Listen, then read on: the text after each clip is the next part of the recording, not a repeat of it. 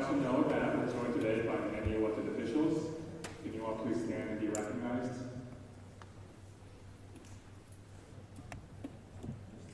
There's a few who are all, there we go. Thank you for being here and thank you for your service. And once Senator Merkley finishes his questions, please stay and get a few local announcements. So it's my pleasure to introduce the Senator.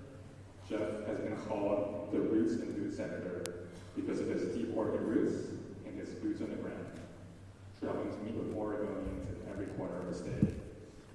Born in the southern Oregon town of Turtle Creek, Jeff spent his early years in Douglas County, where his father worked as a millwright, which is the mechanic that keeps the mill machinery running. Jeff led the ropes of public policy as an intern for Oregon Senator Mark Hatfield and later worked on national security issues for the Secretary of Defense. It was Jeff's experience leading housing nonprofits here in Oregon, including a chapter of Habitat for Humanity that really kickstarted his call to public service for Oregon. Jeff was elected to the Oregon House in 1998 and became House Speaker in 2007. 2 years later, he was then sworn into the same U.S. Senate seat once held by Hatfield. Jeff now serves as the top Democrat on the Senate Budget Committee and on the Interior Spending Committee, where he brings an Oregon perspective to important spending decisions. That includes securing funding for more than 500 projects across Oregon that communities identified as their top priorities.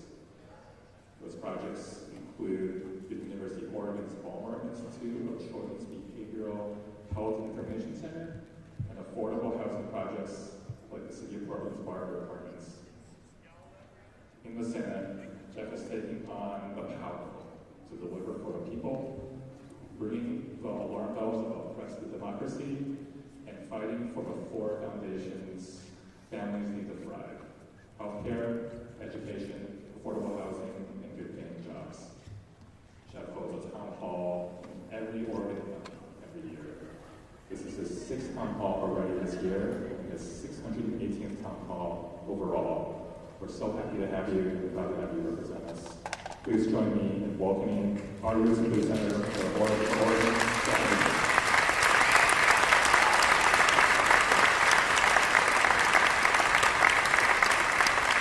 Well, thank you very much, and great to have you all come out on a Friday and enjoy this conversation. Before we really roll into things, I wanted to acknowledge that the Frog Brigade is here, and if they'd like to come on out, we'd love to have them. The Frog Brigade.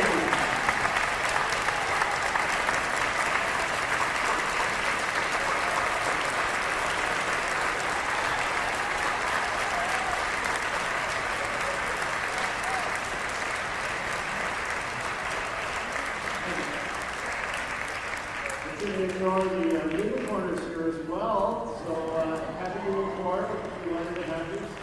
Come on up, frogs, let's have you.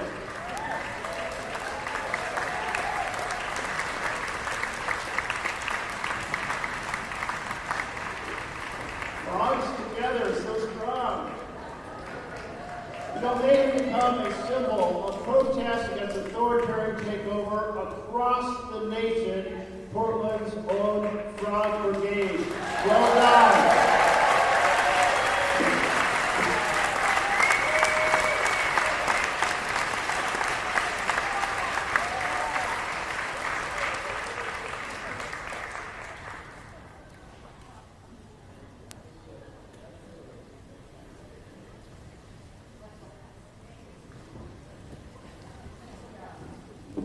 In Washington, D.C., the light poles up. Many of them have this four-sided base on it. It's about 1.5 feet high, and political posters on them. And sure enough, there's Portland's frogs across the bottom of a lot of those posters. And of course, people have been protesting broadly with joy and whimsy. You know, the president wanted riots here in our city, in our Rose City, so that he could go back to the courts and bring out authoritarian forces, possibly invoke the Insurrection Act. And we have completely frustrated That effort by the president, standing up for democracy and freedom. So well done, citizens of Florida.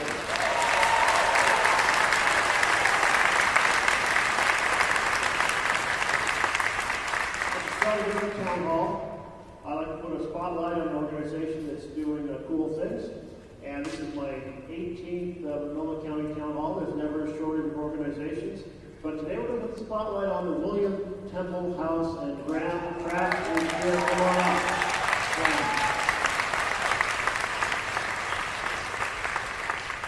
Wherever Graham is.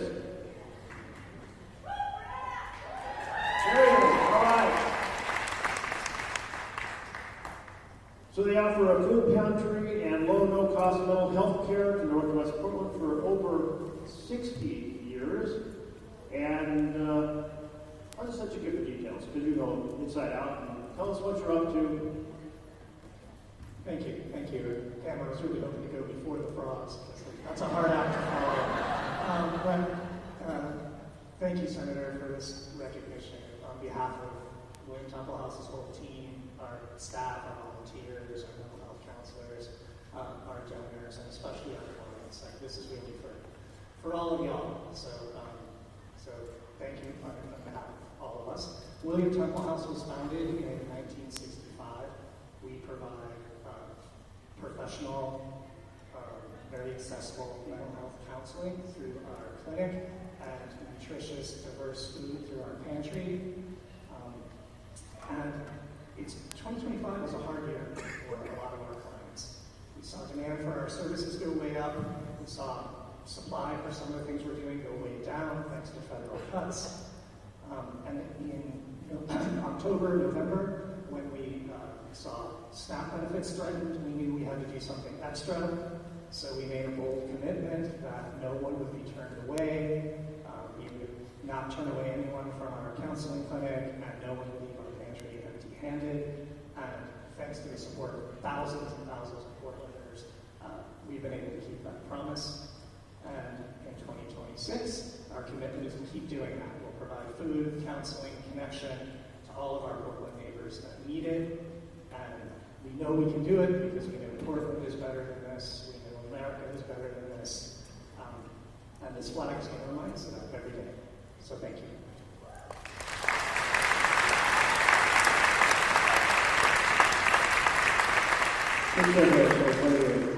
Saying thank you for that incredible work and the idea that no one was turned away. It's beautiful throughout our community. Everyone's trying to reach out and help their neighbors in need. We have a lot of neighbors in need. You did it in an incredibly powerful way. So well done, and for you to use the appropriate fashion, and the flag has been flown over the U.S. Capitol.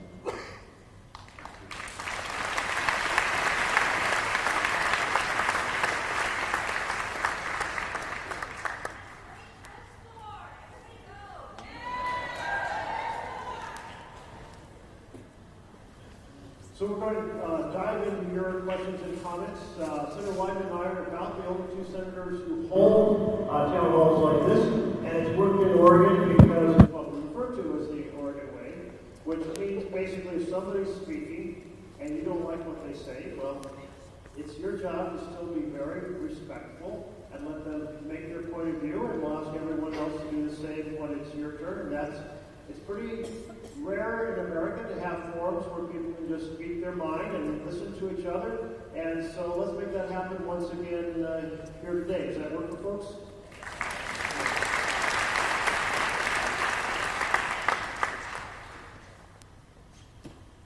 And so the counselor's going to give me 3 tickets at a time, and I'll just read the numbers that are on the far right. The last 3 numbers, because the first 3 numbers are the same. So we'll just jump right into it. 951, 549, and 949. Just wave your hand and we'll run up to you with the microphone. If you could start with your number, and to my team, remind people to give their numbers so we can retire them and your name. Yes, thank you. Thank you for being here, Senator.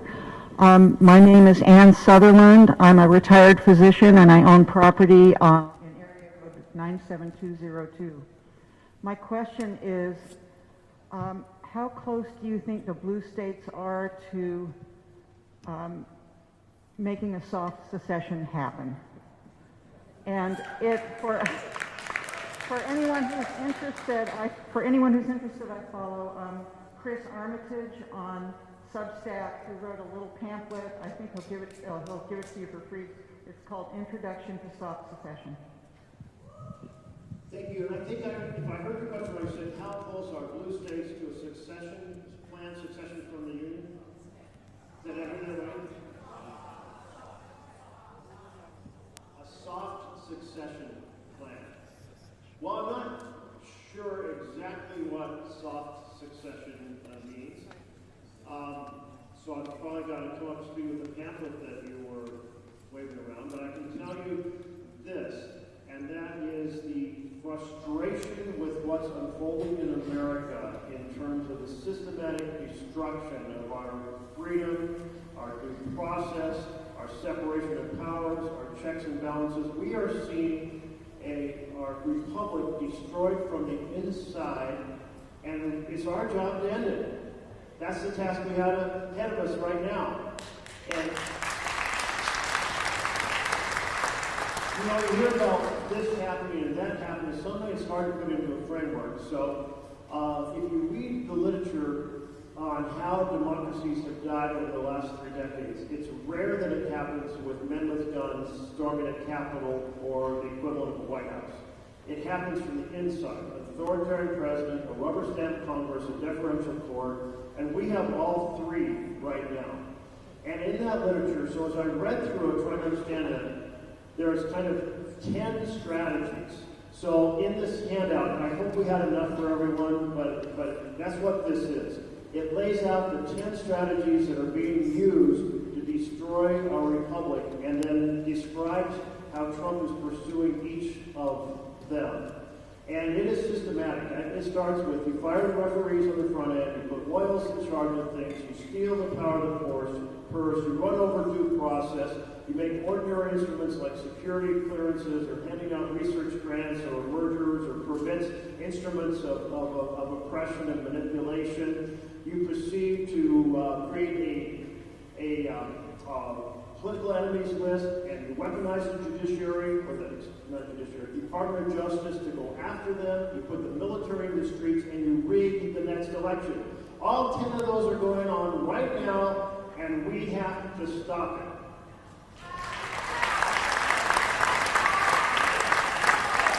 So folks say, well, how do we stop it? There are 2 factors that are critical to stopping the entrenchment of a strongman state. And the first is citizen protest. If there's no protest, citizens think, well, this is maybe they're stretching the boundaries a little, but it must be within the law, it must be within the Constitution. No. And that's why the No Kings March and marches to calm are so important. How many people are out on No Kings Day? Like everybody here. It's so important, and it includes the type of protesting like calling, yes, your electeds, aggressively holding them accountable. I've said to people, feel free to protest outside my office, come to town halls, tell me I'm not doing enough. 2 things that I took from last year as I wrestled with all the things I was doing, but what else can I do? One was to put together, ring the alarm bells, to try to kind of make sure we understand that it's not just policies on healthcare, housing, education, jobs, equality, environment, infrastructure. It is, we are losing the vision of our nation. And second of all, in order to try to publicize that, I did what is now the longest speech ever by a senator over the age of 60. My recommendation is you're going to speak for 22 hours straight plus 37 minutes. Don't do it a couple weeks after you put your back. That's fine. But that is the resistance inside Congress and outside is essential. And the next election, that's the most dangerous strategy of all. The president's putting together a national voter registration base. So Tobias Reed is blocking that as our Secretary of State. We just won a lawsuit over that. You've all heard about the whole gerrymandering strategy, and it's not just what you've already heard about, it's also the Supreme Court is proceeding to potentially put out a decision gutting what remains of the Voting Rights Act. And if that happens, it's estimated that another 19 Republican seats could be converted from D to red to try to create permanent Republican control. And I'm trying not to be partisan, but at this moment, I'm sorry the Republican Party is not standing up and doing its job to protect the Constitution.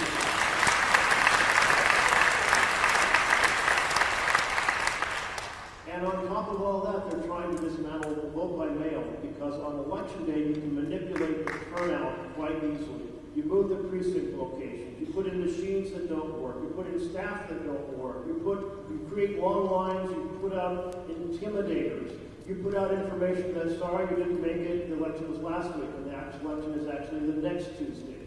All of those are done regularly in places of prosperity. That's why vote by mail is such a powerful antidote, because its integrity prevents all of that manipulation. So not only can we not let vote by mail be diminished, it needs to be established as a right for everyone across the whole country to stop this sort of authoritarian. I'm going to keep rolling on to other questions, and I'll try to be a little shorter so we can get as many comments and thoughts in as possible. Do we have any more? Yes. Say your name and the number. Yeah. Hi, my name is Helena Barecki. The coupon number is 951. I live in zip code 97209, and I usually advocate on climate and environment. And in the long run, this is climate and environment, because you cannot solve climate change if you have sacrifice zones. So my question today is, what is your plan? What is your plan with your colleagues to stop funding ICE?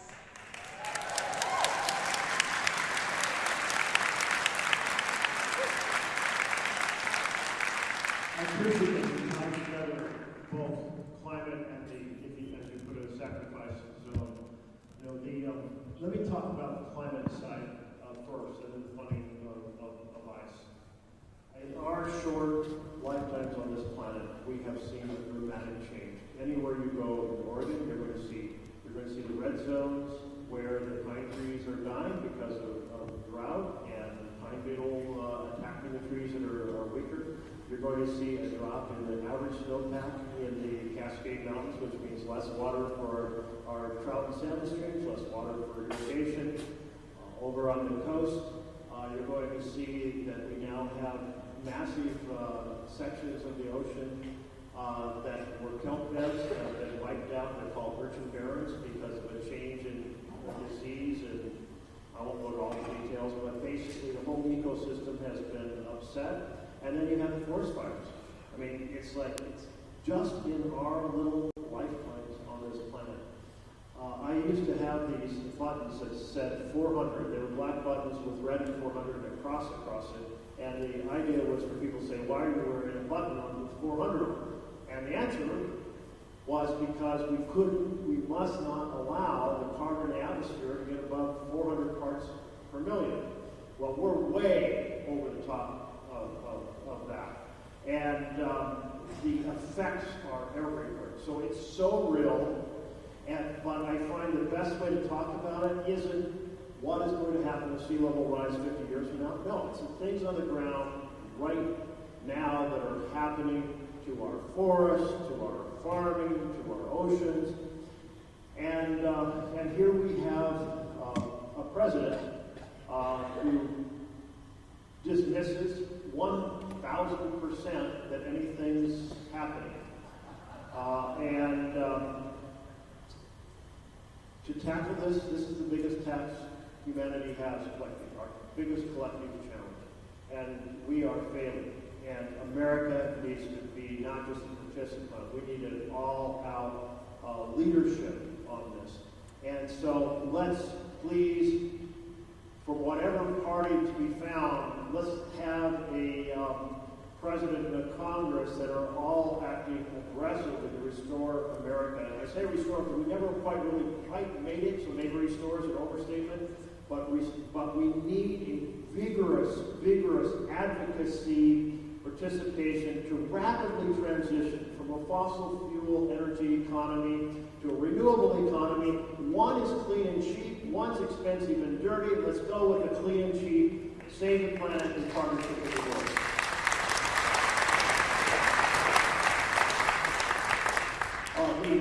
ICE, how do we fund them? They did a big, ugly betrayal of a bill. They received a $75 billion.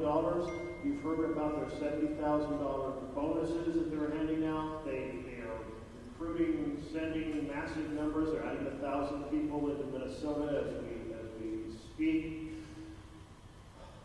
This Congress is not going to defund them, which means we damn well better have a different Congress very soon, because that's the only way we're going to stop the funding.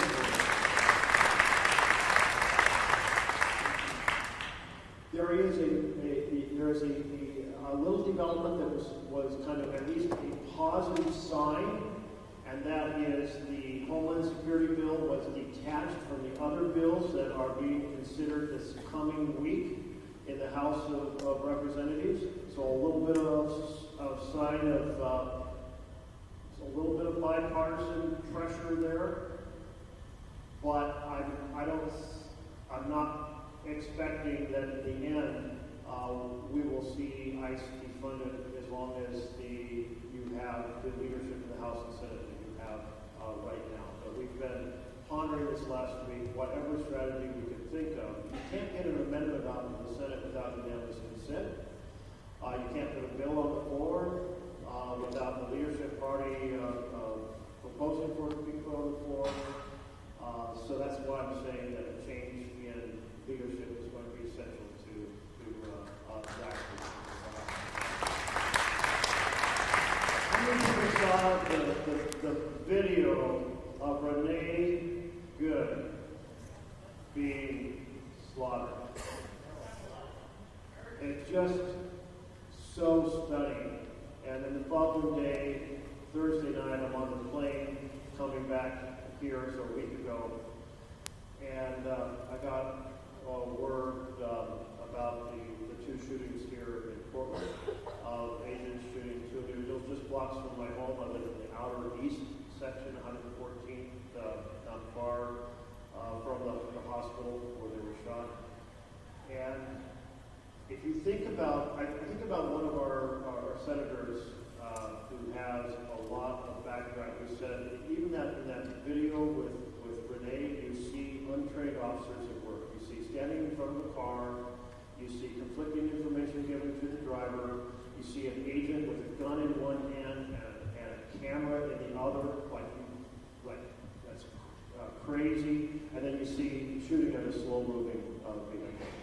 I mean, untrained, aggressive. They're being told to act this way from the administration. This is part of the strategy of tyranny that we're up against. Okay, let's keep rolling. Did we have the third number? If not, we'll get three more.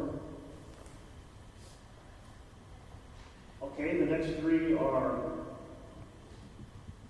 946, 911, and 968. Any of those three? Okay. Over here.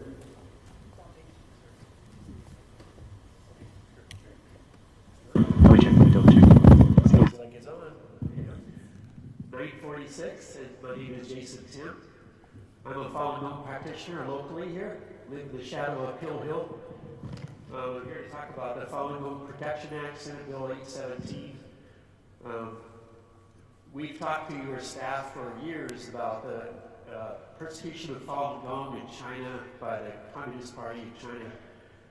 There's been, more than 70 million practitioners when persecution started in 1999. So it's a big deal. It's the biggest persecution still going on in China that you never hear about anymore. You only hear about Tibetans, Uyghurs, and whatnot. There's lots of practitioners in the mainland of China. Falun Gong is spiritual practice rooted in the principles of truthfulness, compassion, and tolerance. Over 2024 and 2025, when the Falun Gong Protection Act first came out, we've been talking to your staff about how important it is because it has legal teeth that will help stop the industrial scale forced organ harvesting that's going on in China against many Falun Gong practitioners, Uyghurs as well. The Falun Gong Protection Act will enhance transparency, sanction perpetrators, and prevent U.S. complicity by reassessing cooperation with China in the field of organ transplantation. The act was sponsored by Marco Rubio in 2024, and now the current one is sponsored by Ted Cruz.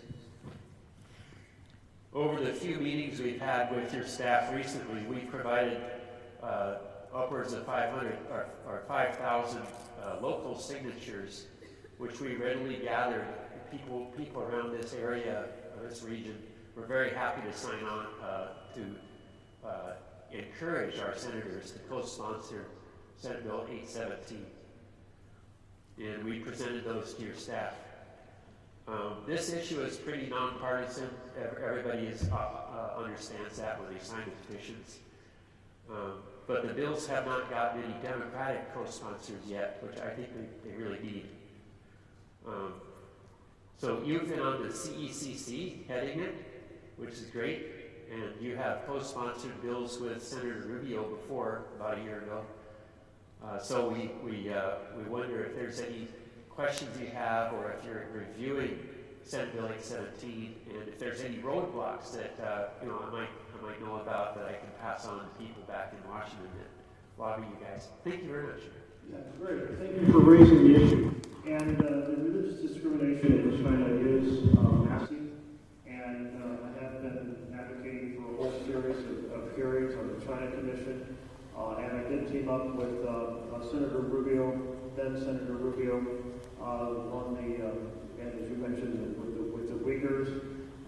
The enslavement strategy, the U.S. said we're going to have an ability to block anything made through an enslavement strategy coming into the U.S. And it's the most effective bill among the democratic republics in the world in rejecting that. But I'll take another look at the Falun Gong Act, so thank you for bringing attention to it. Thank you. Okay, do we have either of the other two? Waving hands over this way too. And by the way, in red is Mitra, my field rep, and she's on my website. You can call her to gain access on any issue to me or to my team. Thank you. My number is 911, which is appropriate. My name is Erin Lauer. I am in 97239 of Portland, Oregon. I am a mom, a business owner, an architect, a yoga teacher, a sustainability consultant. I am a property owner. I'm asking what you can do for these two things here to stop ICE and to release the Epstein files. I'm calling to urge you to filibuster the Upland Homeland Security Appropriations Bill.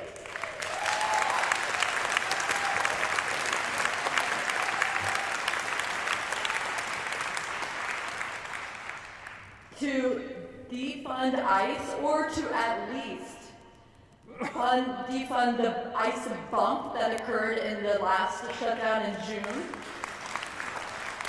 moving it back to 10 billion annually instead of the 37.5 billion currently. And I just want to thank you too, because you started with stopping arms legislation to Gaza, and this was the beginning. He is all over the world, and it happens in Minneapolis. It happens here tomorrow, as you know. It happens. It just keeps going on in the world, and everyone is disposable at this point. So thank you.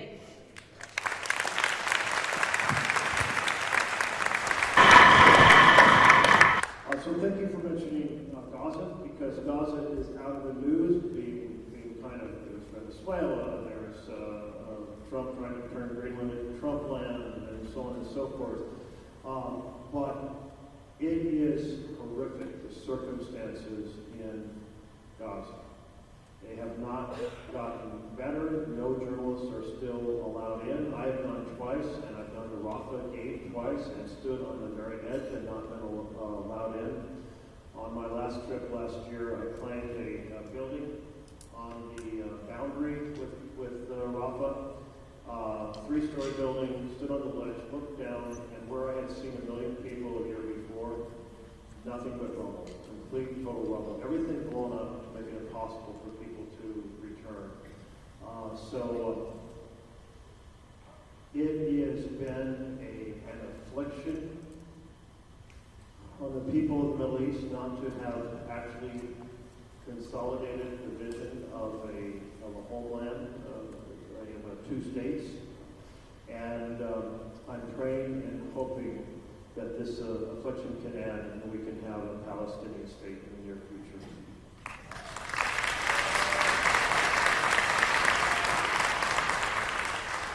You also mentioned Epstein files. So I had the bill in the Senate that for the full disclosure of the Epstein files. The House bill passed first, came to the Senate. I put it up as an amendment on the Defense Authorization Act. It was tabled by the majority party. But then when the House did a withdrawal petition, they then had to vote on it, and suddenly they voted, all but one person in the House voted to release the Epstein files. And then I went to the floor with the minority leader, and we put up a unanimous consent request, and all 100 senators agreed that upon the bill arriving in the Senate, it would be deemed passed and forwarded to the White House. So I was right in the middle of that Epstein battle. You know that only 1% of the Epstein files have been released? 1%. So again, completely ignoring the rule of law. And there's a second set of Epstein files that Senator Whiting is leading on. They're at the Treasury Department. It's $1.5 billion of identified suspicious activity reports associated with his operation, with dates, amounts of money, and who got them. That's a treasure trove for anyone doing an investigation. So let's try to get Epstein Files 2.0 passed as well.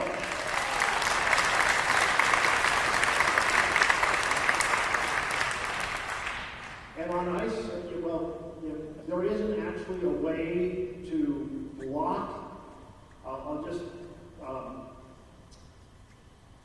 we think of filibuster as people speaking, but that's not what it actually is anymore in the Senate. But they do need 60 votes to proceed to it. I hope it's done as an individual bill. I have a feeling it will be in the middle of a whole expanded other stuff. And even by itself, Homeland Security includes FEMA and other pieces. So it's going to be complicated, but I take your point. We would love to dramatically decrease, send a powerful message to the President on ICE through the power of the purse. That is, so thank you for raising it.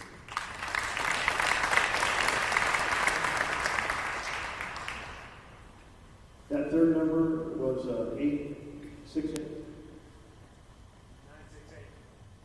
968 we don't have yet. Sorry about that. It's close. The next three, 547, 127, and 920.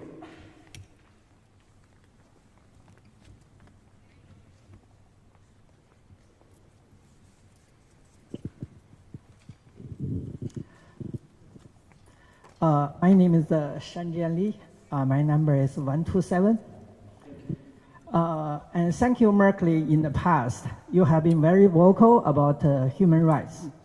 I'm also a Falun Gong practitioner, and I want to urge you to co-sponsor this bill, 817, that Jason just mentioned. In early year 2006, when the organ harvesting first exposed, no media, no mainstream media willing to touch this topic. But through these many years, we have been, working, talking, and I think that now many people realize that such crime does happen in China.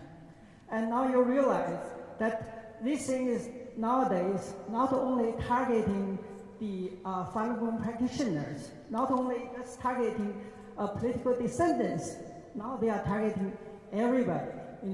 We see some of the stories that some students just disappear. And so how in this world, in this human world, we can allow such crime happen? So I think this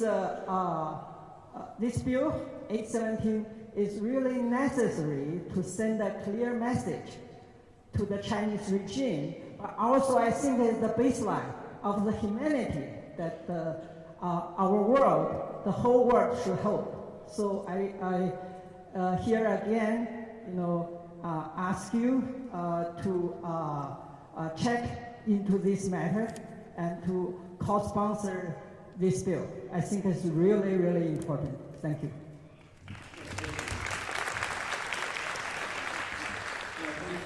Your comment really echoed the point made earlier on the Falun Gong, so I'll thank you for reinforcing that point.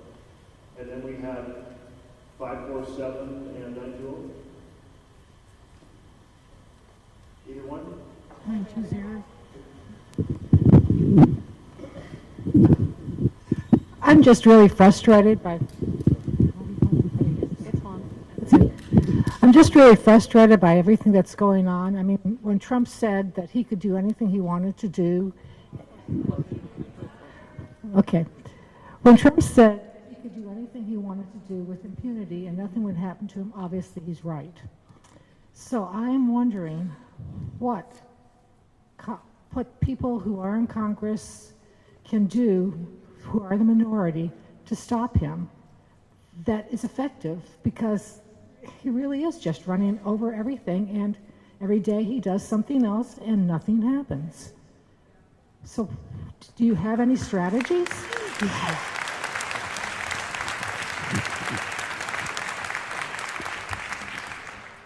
So to repeat what I understood of your frustration, which we're all feeling, is the president just continues rolling along, rolling over the top of the law, rolling over the top of the Constitution, and do we have a strategy to stop it? Did I catch that pretty much right? Okay.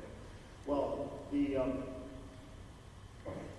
you think about the presidents of both parties in the past, they had very disparate views, but they respected the rule of law. And sometimes they went beyond, and the court said, no, you can't do that. The court, for example, turned down President Biden on a number of his college affordability plans that he thought he had the power to implement. The court said, no, you didn't. But it wasn't born of a deliberate effort to run over the law. And that's the difference of what we see now, and also deliberate effort to run over the Constitution.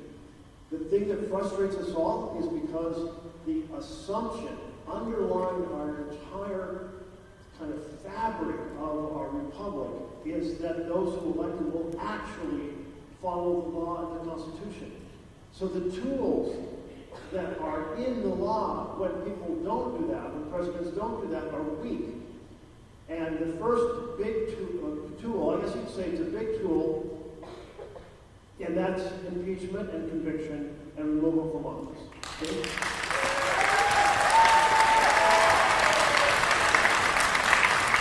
The reason I said it's weak is because it takes a Congress willing to hold an impeachment trial, which we do not have a House willing to do that. It takes a supermajority in the Senate, which is not going to happen under this leadership. So therefore, that tool is not within our grasp at this moment. Okay, the second big tool are the courts. But the courts move really slowly. And for example, the Constitution hands taxation power, which includes tariff power, to Congress. And so every time the president says, I'm canceling the program because it's, quote, not in alignment with the administration's priorities, you've heard that term time and time again, that is an authoritarian statement. It's breaking the law and the Constitution. But here we are on just that issue of tariffs, and the president grabbing tariff power. Every other president has understood, no, you have to get Congress to pass a law to establish a tariff. That's how you have things like the USMCA, the US-Mexico, Central America, or Canadian, excuse me, sorry, Canada, Canadian agreement. You know, it's done by law. Well, here we are a year later, and the Supreme Court is finally holding hearings and may issue a finding that says the president can't do tariffs on his own. But that's a year. And you know, he's doing that under an emergency power called IEPA. And there's like 25 emergency powers. He may simply say, oh, the court said I couldn't do it under IEPA. Now I'm going to start doing it under this other emergency power. And then what's it going to be, another year before that's struck down? Okay, so this is what I mean by we're so frustrated because the tools were designed, it's the kind of the informal norms that respect the intent and vision of the Constitution that are the glue that hold this thing together. And that's completely gone right now. And the courts can't move fast enough, and not to mention that the Supreme Court has been taken over by almost a cabal that came from the Federalist Society that put corporate power over everything else, even though there was nothing like a corporation that when the court said in Trump versus United States that the president is above the law, and with pardon power, the whole executive branch is above the law. I mean, so by the way, we have to reclaim our country. We also have to reform the Supreme Court of the United States of America.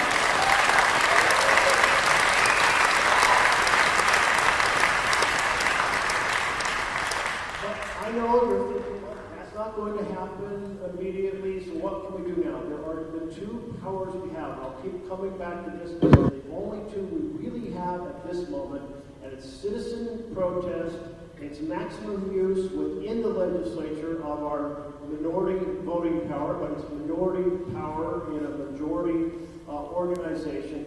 But most importantly, it's the next election. And the reason the scholars over authoritarian takeovers talk about the next election, if you don't have a robust rejection in the next election, by the time you go one more election out, they've been so thoroughly rigged, you've lost your republic. And so we are less than 10 months out from an election. Let's make it count.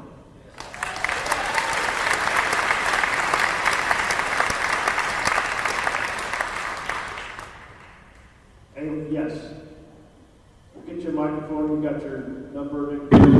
Okay, hello, my number is 5447. My name is Johannes. I reside in Baltimore, United States, 02, and I'm an immigrant. My question for you is, what can you do to have unrestricted access to ICE facilities and international observers also to have access to ICE facilities? My second follow-up question is any accountability to the people that are being deported to other countries? What is happening to them? Thank you.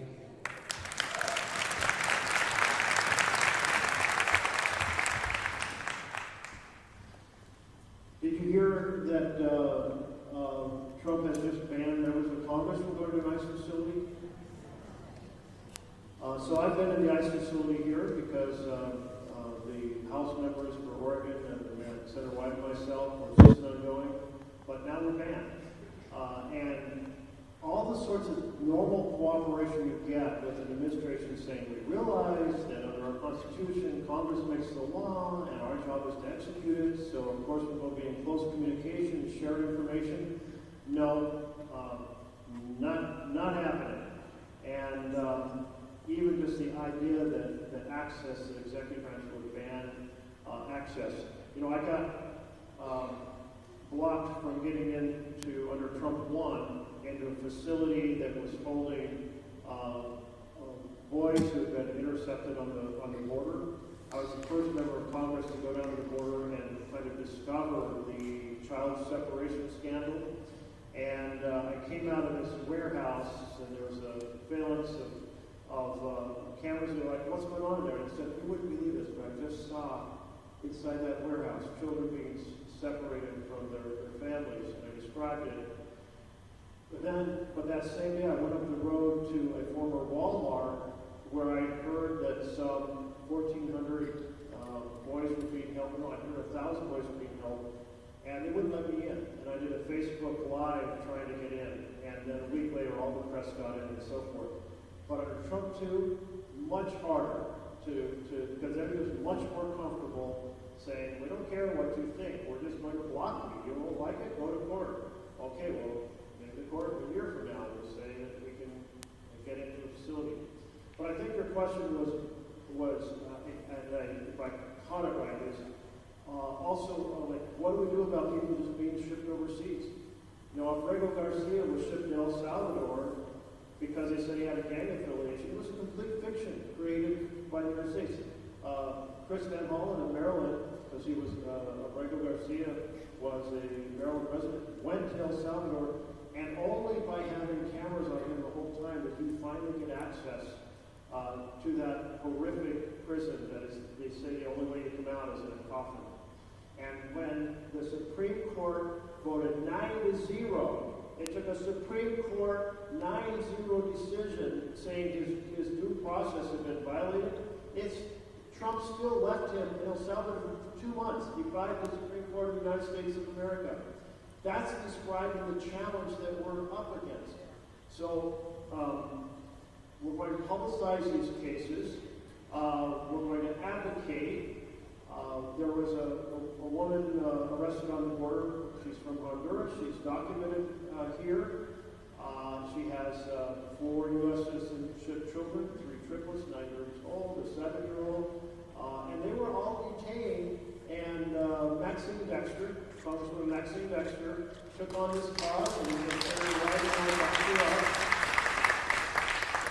It took us 4 months to get her out of jail, even though no charges were filed against her. And her citizen children had to be with a friend for 4 months because the mother is being held with no cause. If you sense my absolute frustration and anger over this, it's because all of you expect us to have us elected to have more tools than we have under our framework of law when a president chooses to ignore the law and the Constitution. And so we're left with advocacy, advocacy is important, but it can leave somebody even with high-level advocacy sitting in Tacoma Detention Center for 4 months. That is just, so we'll keep using the tools we have. We'll keep working towards a majority that will give us new tools, and the courts have to find a way to move a hell of a lot faster to defend the fundamental rights of people.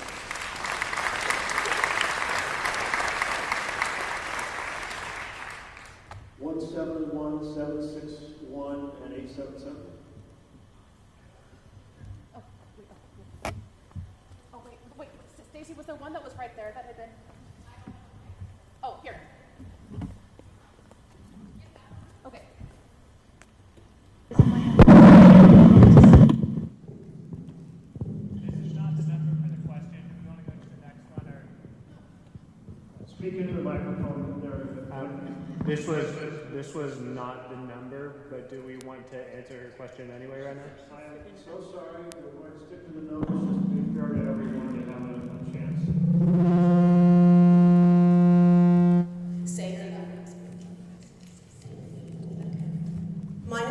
Please turn off all the other microphones at once.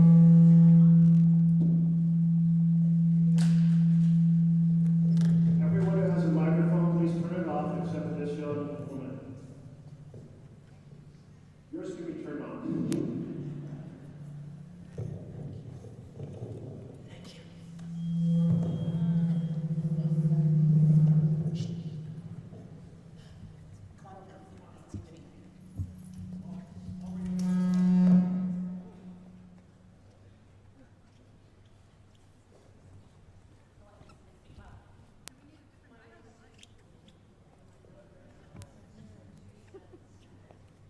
And the question I wanted to ask was, we're going to have an election soon. He's already beginning to say that we're not going to have an election soon, and that he will actually run for president the next time or announce that he is president. You're saying pretty much to all the questions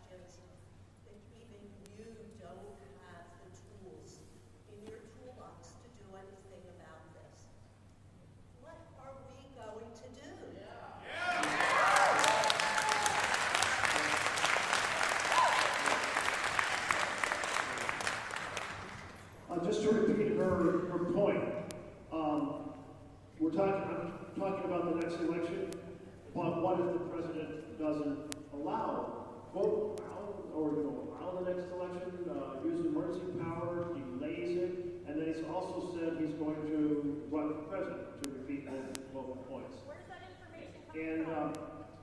so this is not, I mean, can you believe it? We're here in the United States of America with 200 plus years of peaceful transfer of power, and we're worried about the president actually obstructing the next election, and it was not a false story. It is a real concern. And so the challenge is potentially coming in the form of saying, well, the election rules are not ready, so I'm exercising some emergency power, or certain states didn't handle the election rules. Fortunately, the courts did back us up on our refusal to hand over the election details to the president. We cannot let go of the president purge the rolls, because even though they don't have the details, they have what's available to anybody who goes to our Secretary of State office. They have the names. And if they try to purge our roll and say we have to use a nationally manipulated election roll, we have to say, hell no, we're going to hold our elections in every state is going to stand for the public. But I'm very worried about him saying emergency power, I'm going to delay the elections or interfere with the. We are going to need our Republican colleagues to stand with us, united in defense of the Constitution. Now, I will say you are starting to see more pushback, and quite frankly, the biggest message that my colleagues across the aisle had was 2 months ago in the November election, when the blue candidates took the 2 seats in Georgia on the Utility Commission, and the Supreme Courts in Pennsylvania, and the 2 governorships in New Jersey and Virginia, and every single county in Virginia shifted 6 to 16% towards the blue side.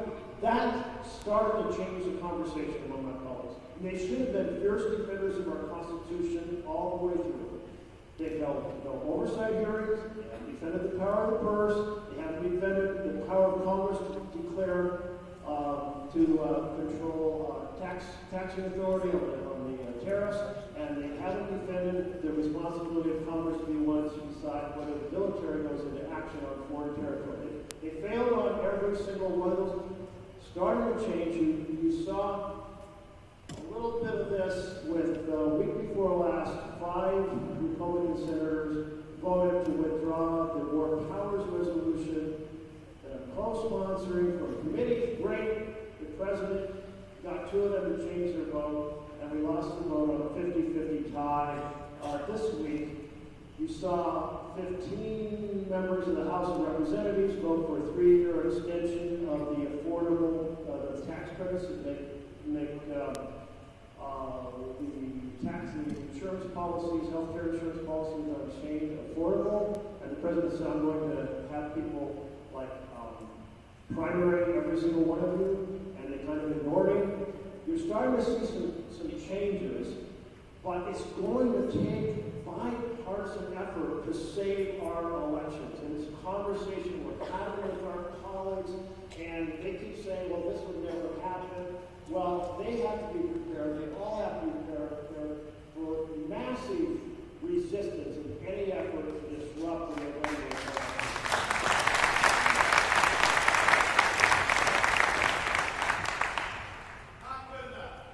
I hear you. I hear you.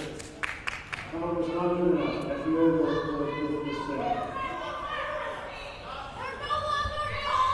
So, do we have anything else in the last 3? That last 3 were 877, 761, 171. And I can hear you. You can go ahead.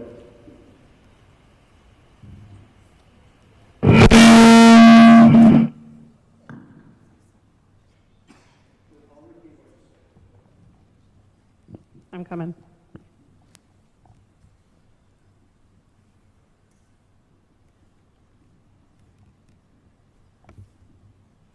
I don't even know where to begin because I came here because I am not seeing our elected officials doing anything about the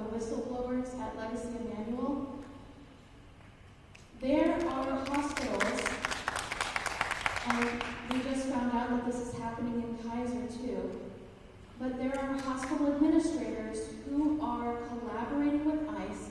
We suspect they have a contract with ICE, and these administrators are assisting them in lawless activity, breaking HIPAA, forcing to get people discharged before they are medically cleared.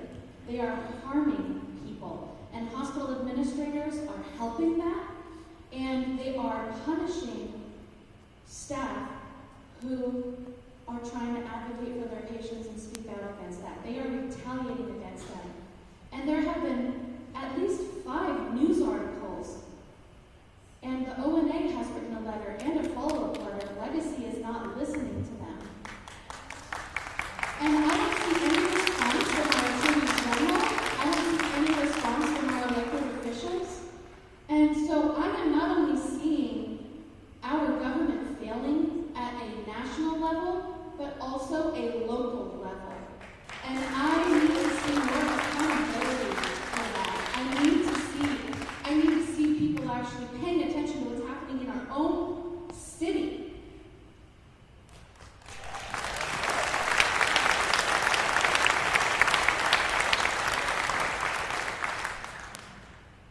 And do you work there by any chance?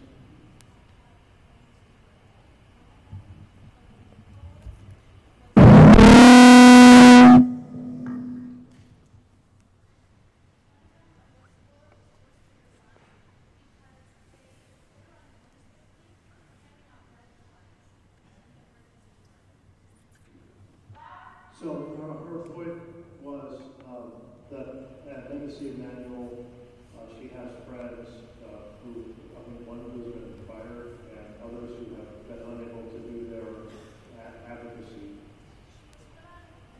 administratively for handing out red cards that remind you of your constitutional rights. And so if any of them would be willing to talk to my team, if you can, I'll look at a card from Mitra to get to you.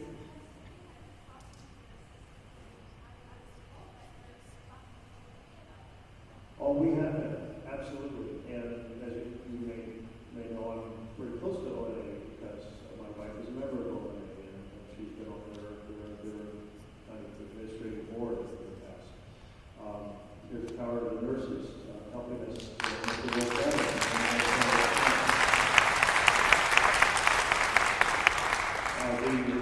So far, the administration has said because of the very same rules you were citing, different rules, they can't tell us anything. And because it's a contract, if they have one with the federal government, they're not going to tell us what that is. So we're asking, but we're not getting answers. So.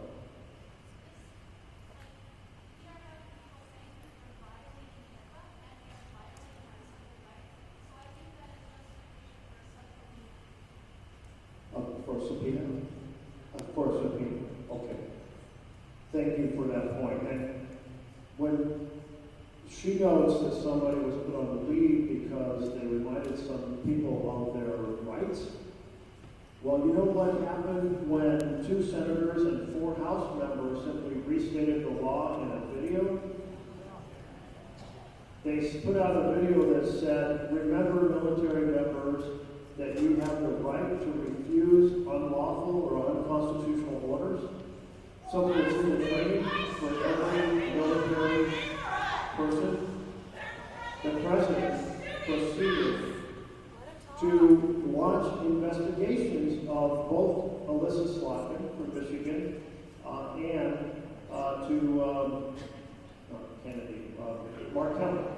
Mark Kelly, a former astronaut, and they're not just launching, they're trying to strip him of his rank and his pension for stating the law in America. So if a powerful former astronaut, kind of well-known across America, can be pursued by the Department of Justice and the military simultaneously for stating a simple statement of law, that's the extra constitutional tyranny that's being executed right now in America. And you're citing a local example, and those local examples have to be taken seriously too. But What I mentioned was we're giving her a card. If anybody else have folks who want to talk to my team or willing to talk to my team about the details, I'll keep going to the administration of the hospital to push. So let us know.